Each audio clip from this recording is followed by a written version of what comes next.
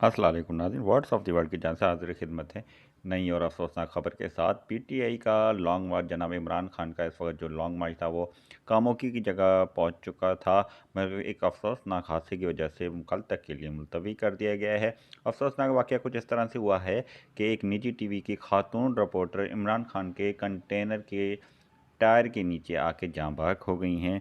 इस अफसोसनाक वाक़े की वजह से आज इमरान खान ने अपना लॉन्ग मार्च जो इस्लामाबाद के लिए जारी था, कामोकी पहुंचना था, वो आज मुलतवी कर दिया है कल तक के लिए।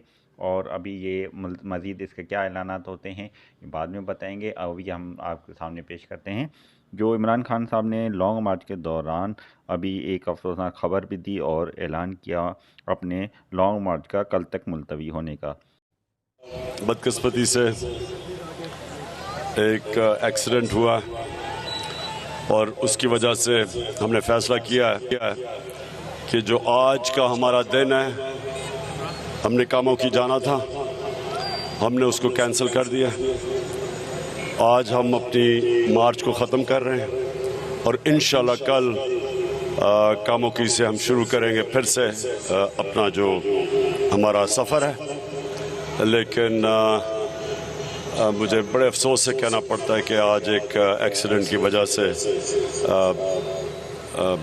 हमें ये पोस्टपोन करना पड़ा। उनकी फैमिली के लिए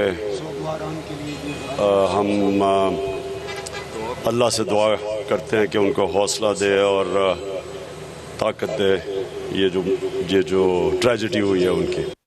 नाज़रीन, जाते जाते आपसे ज़रूर गुजारिश करेंगे हमारे चैनल को लाइक करें, सब्सक्राइब करें और शेयर करें। अल्लाह हाफिज़।